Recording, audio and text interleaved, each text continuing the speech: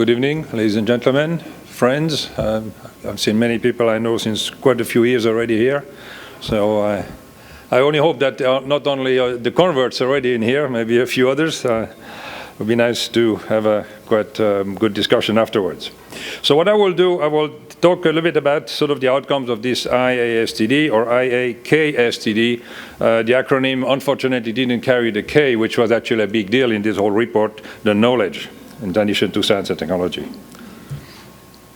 So I'll give you a bit of a background, global context, because we have to see in what context we have done all these reports, the reports. And this is actually only half of what's been written, okay? So there's a whole lot more.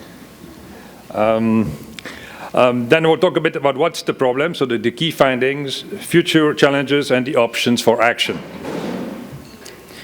So here the number of reports. So we had one global report and 5 sub-global, because agriculture, we all know, is very site-specific, and even having sub-globals doesn't really pay attention too much to some of the smaller details which we should have paid attention to.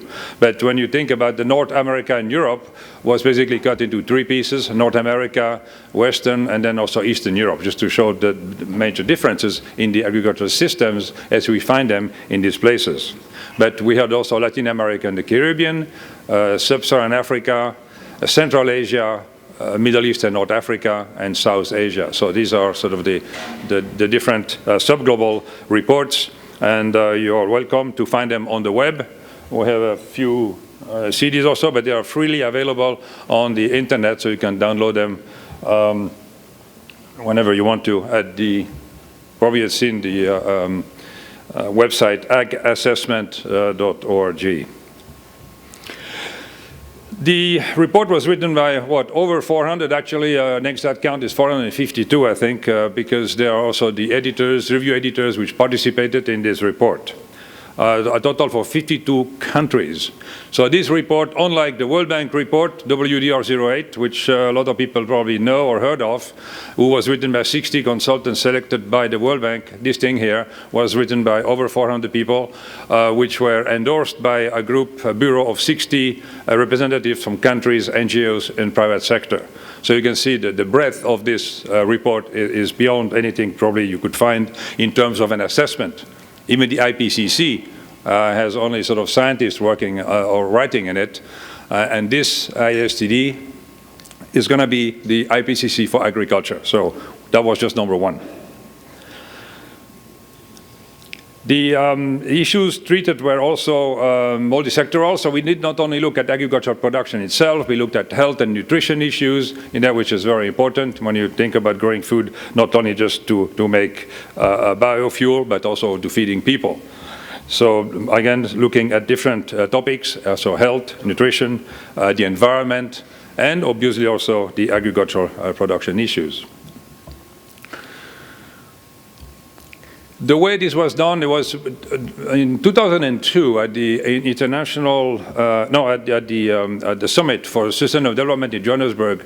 The UN agencies got together and decided to go ahead with an ag assessment. That's so important because 2002 was sort of the kickoff. 2004 there was a major meeting where finally sort of everybody and also the money got together, money got raised. And then there were a number of meetings around the world with stakeholders, farmers, NGO representatives, civil society in general, private sector, government, research institution, who then sort of defined those 4 key questions here, which we have, or the IASTD development and sustainability goals, which very much actually are similar to the MDGs. So nobody did reinvent the wheel, but I think confirmed some of the key issues.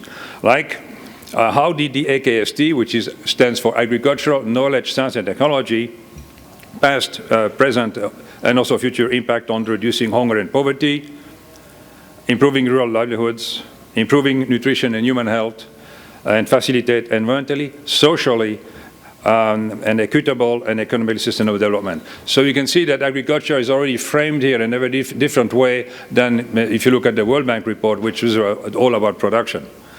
So if you see those 4 questions here, or issues, it is clear, what came out of the report at the end. I think it was fairly, important to pose the question right at the beginning in order to get the answers we wanted for the future. And we were looking 50 years backwards. That was not the easy part.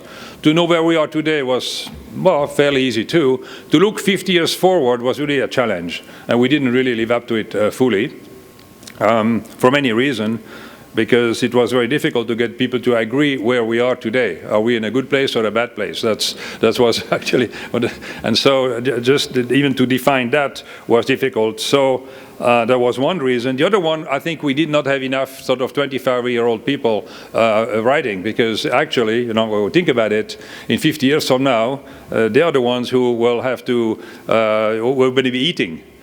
And so what do they want to eat? How do they want to eat it? It's going to be their call. And I think next time around, we'll make sure we have more young people.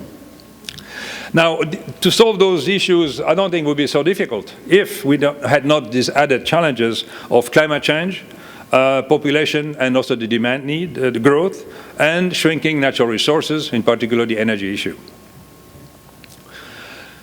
The report did give a very good look at the green revolution, because that's sort of the yardstick for many people out there. Green revolution, don't worry, we got it all in hand, we can do more, and we can do another one overnight if needed to.